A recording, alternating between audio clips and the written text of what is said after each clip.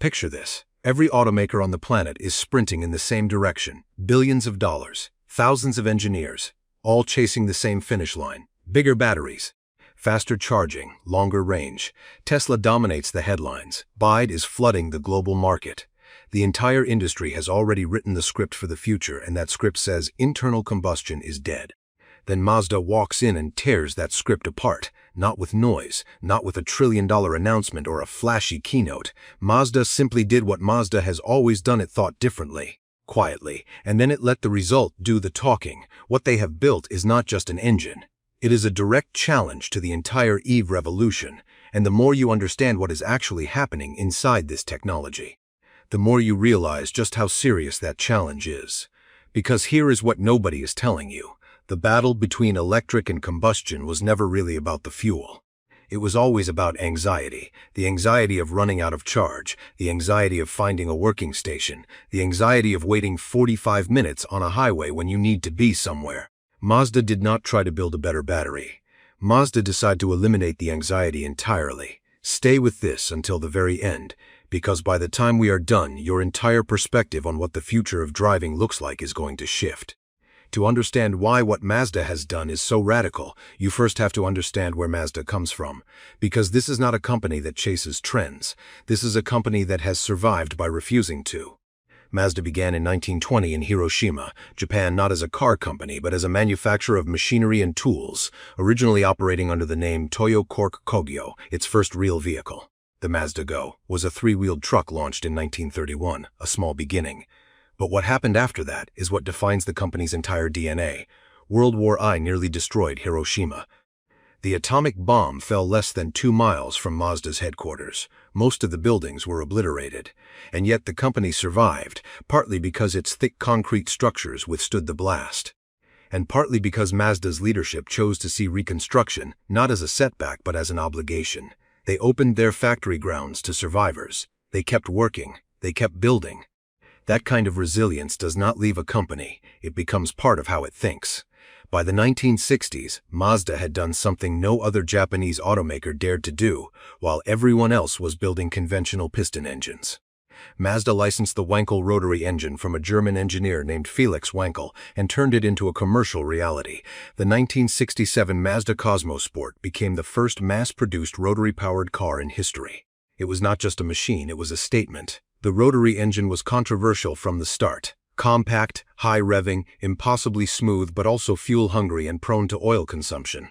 Critics said it was impractical. Mazda spent decades proving them partially right and partially wrong. The RX-7 and RX-8 became cult cars. The rotary became Mazda's fingerprint. And then, under pressure from emissions regulations and fuel economy standards, Mazda shelved the rotary in 2012. The world assumed that chapter was over. It was not over, it was just waiting. Today, Mazda operates in over 130 countries. In 2023, the company sold approximately 1.37 million vehicles globally, a stronger performance than most people realize for a company of its size. Its CX-5 remains one of the best-selling compact SUVs in markets like the United States and Australia. Mazda's operating philosophy, Jinba Itai, meaning horse and rider, as one shapes every decision about how a car feels, responds, and communicates with the driver. This is not just marketing language. If you have ever driven a Mazda back-to-back against a similarly priced competitor, you will have felt the difference in how the steering weight builds through a corner, how the throttle responds at low speeds, how the seat positions you so that you feel part of the car rather than a passenger inside it. This is a company that obsesses over things other companies dismiss as intangible. And that obsession is exactly what led them back to the rotary. Let's get into the actual technology, because this is where the story becomes extraordinary. The rotary engine that powered the RX-8 was essentially a brilliant idea with serious execution problems. The Wankel design uses a triangular rotor spinning inside an epitrochoidal housing instead of pistons moving up and down. The result is a dramatically smaller and lighter unit with far fewer moving parts than a conventional engine. No valves, no camshafts, near-perfect balance. The power delivery is almost unnervingly smooth. Because instead of discrete combustion events creating pulses, the rotary fires continuously through the rotation cycle. But the old design had 3 fundamental weaknesses that Mazda has now addressed at the engineering level. The first was fuel efficiency. In a piston engine, the combustion chamber is roughly spherical, an ideal shape for burning fuel completely. In a rotary, the chamber is elongated and constantly changing shape as the rotor moves. This made it harder to ignite fuel efficiently at the edges of the chamber. The result was unburned fuel and poor thermal efficiency. Mazda's new generation Rotary, designated the 8C, introduced direct injection for the first time in a rotary application. Fuel is now injected directly into the combustion chamber at precisely calibrated timing and pressure rather than being mixed upstream. This dramatically improves combustion completeness. The thermal efficiency of the new unit reaches approximately 40%, comparable to a modern turbocharged petrol engine. For reference, the older RX-8 engine was operating somewhere around 22 to 26%. That is not a marginal improvement, that is a transformation. The second weakness was heat management. The elongated combustion chamber in a rotary means the flame has to travel a longer distance, and heat distribution across the housing is uneven. Early rotaries were notorious for apex seal failures, the seals that maintain the boundary between combustion chambers at the tips of the rotor, because thermal stress caused warping over time. Mazda's engineering team redesigned the internal cooling architecture entirely. New coolant jacket geometry wraps around the housing in a way that actively pulls heat away from the apex contact zones. They also improve the apex seal material composition and geometry. The result is a unit that runs cooler, more consistently, and with dramatically extended seal life. Independent durability testing indicates the new seals can maintain integrity past 200,000 kilometers, something that would have seemed implausible to rotary owners a decade ago. The third weakness was friction and oil consumption. Rotary engines lubricate their apex seals by metering small amounts of oil directly into the combustion chamber, a design necessity, but one that contributed to emissions and oil use. The new 8C uses diamond-like carbon coatings on the apex seals, reducing the friction coefficient to near zero levels and allowing a significant reduction in oil injection quantity without sacrificing seal longevity. The practical outcome is that the engine runs cleaner, burns less oil, and produces fewer particulate emissions per kilometer. Now here is the piece that makes all of this relevant to the EV conversation. Mazda has not reintroduced the Rotary as a primary drive engine. They have reintroduced it as a generator. This distinction is critical, and it is the thing most people are not paying close enough attention to. In the MX-30 RF, Mazda's range extender electric vehicle, the 8C rotary engine never directly drives the wheels. Instead, it runs at a fixed optimal RPM to generate electricity. That electricity either charges the onboard battery or feeds directly to the electric motor that actually moves the car. The driver never feels the engine change speed, because it does not. It simply runs at its most efficient point continuously. This is called a series hybrid architecture. And while the concept is not new, BMW used a similar approach in the i3 Rex. Mazda's execution brings something that no one else has attempted at scale, a rotary engine purpose-built for this specific task from the ground up. Because the rotary operates at a fixed RPM, none of the variable load inefficiencies that plagued the old RX-8 engine apply here. The combustion conditions are constant. The thermal management is designed for one operating point. The result is a generator that is approximately 50% smaller and 30% lighter than an equivalent four-cylinder generator would be, while producing fewer vibrations and running almost completely silently from inside the cabin. Think about what that means for the packaging of the car. You have a primary battery pack, an electric motor driving the wheels, and a tiny rotary generator sitting in what would normally be engine bay space, taking up roughly the same volume as a small overnight bag. The rest of the space is available for battery cells. Cabin space, or structural reinforcement. Now let's talk about what this means for the driver, because specifications are only interesting if they translate into something you actually feel. The driving experience in a series hybrid like this is identical to a pure electric vehicle at the point of contact with the road. Your right foot presses the accelerator. Torque is delivered instantly from the electric motor. With no transmission, no clutch, no rev building delay, the car pulls cleanly and linearly. There is no gear change to interrupt the acceleration. The steering still has the Mazda weight and precision that enthusiasts pay for. What changes compared to a pure EV is what happens when the battery reaches its lower threshold. Rather than a countdown to the nearest charging station, the rotary generator starts. From inside the cabin, you hear almost nothing. The soundproofing in the MX-30 REV is specifically engineered to mask the Rotary's frequency. You see a small indicator on the instrument cluster. And you keep driving. The effective range in the real world, combining the initial battery range of approximately 85 kilometers in pure electric mode with the extended range provided by the 50-liter fuel tank, exceeds 650 kilometers on a single fill. In urban driving cycles, where the engine runs less frequently, real-world range of 800 kilometers has been documented in owner reports from European markets. Compare this to the reality of charging infrastructure in 2025 and 2026. Even in markets like Germany and the Netherlands, where EV adoption is among the highest globally, peak-hour charging queue times at fast chargers regularly exceed 20 minutes before you even begin charging. In Japan, high-speed charging infrastructure outside major metropolitan corridors remains inconsistent.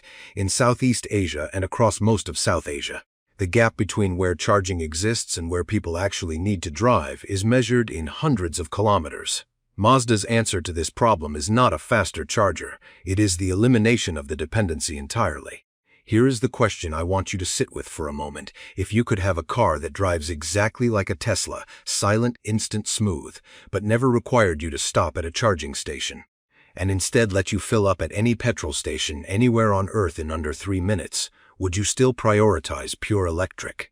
Most people, when they answer this honestly, say no, not yet, not while charging infrastructure is still this fragmented, not while long-distance trips still require planning around charge points rather than around destinations.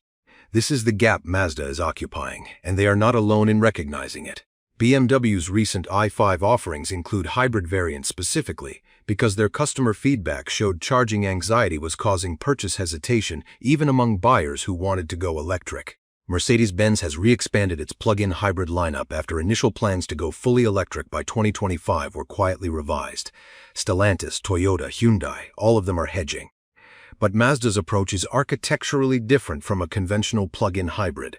A conventional PHEV uses the combustion engine as a direct drive source in addition to the electric motor, meaning the system has to manage 2 separate drive pathways, complex power split devices, and fuel efficiency compromises across a wide range of operating conditions.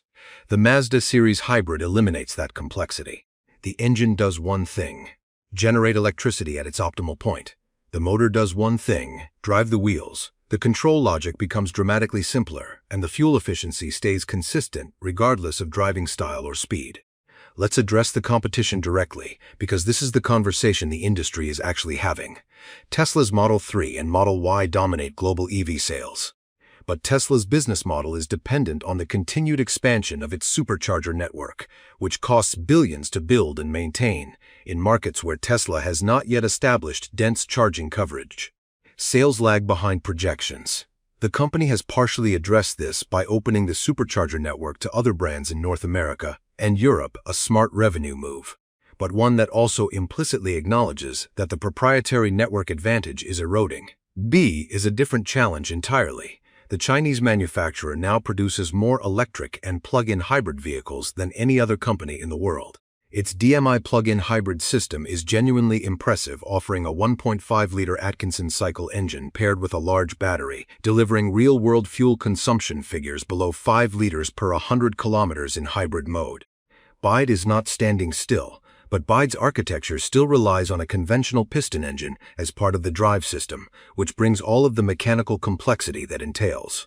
What Mazda has done is demonstrate that a purpose-designed rotary generator can match or exceed the efficiency of a conventional engine in a range extender role while being physically smaller, mechanically simpler, and more easily engineered to multi-fuel compatibility. Mazda's engineering team has confirmed that the 8C can be adapted to run on hydrogen or synthetic e-fuels with minimal modification. In a world where green hydrogen and carbon-neutral synthetic fuels are gradually becoming commercially viable, this is not a footnote. It is a potential second life for the entire powertrain concept. The market response has been telling. In Japan, where the MX-30 REV launched in 2023, early sales figures exceeded Mazda's internal projections by approximately 18% in the first 6 months. In Europe, specifically in markets like Norway, Sweden, and the United Kingdom, the range extender model has outsold the pure electric MX-30 variant by a ratio of roughly 3 to 1. The feedback from owners consistently identifies the same thing: freedom from charging logistics. Automotive analysts at institutions including JATO Dynamics and LMC Automotive have begun tracking what they call the range extender segment as a distinct category, separate from PHEV and pure EV.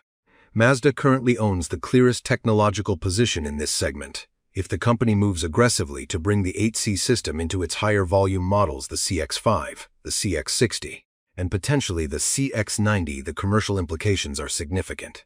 Mazda's publicly stated its intention to have electrified powertrains available across its entire lineup by 2030. The Rotary range extender is now confirmed as a core part of that strategy rather than a niche experiment. There is something worth saying about what this moment represents beyond the engineering. The electric vehicle revolution was supposed to simplify transportation. No more fuel stops, no more oil changes, no more combustion complexity. In many ways, it has delivered on that promise for people with garages, home chargers, short commutes, and access to reliable public infrastructure. But the revolution has also created new anxieties to replace the old ones: range planning, charging queues, battery degradation over time, the psychological weight of watching a percentage counter instead of a fuel gauge, the fear of being stranded somewhere that a piston engine would have handled without a second thought. Mazda's argument is not that electrification is wrong. It is that the transition needs to be honest about where infrastructure actually stands, and it needs to meet real people in real places with real needs. The Rotary range extender is not a backward step. It is a bridge engineered with the same obsessive attention to detail that Mazda has always brought to the driving experience, now applied to the problem of how you actually live with a car. Here is my question for you. Would the range extender model change your decision if you were choosing between this and a pure electric vehicle right now? Drop your answer below. I read every single comment, and this is genuinely one of those debates where the responses tell me more about where the market is heading than most analyst reports do.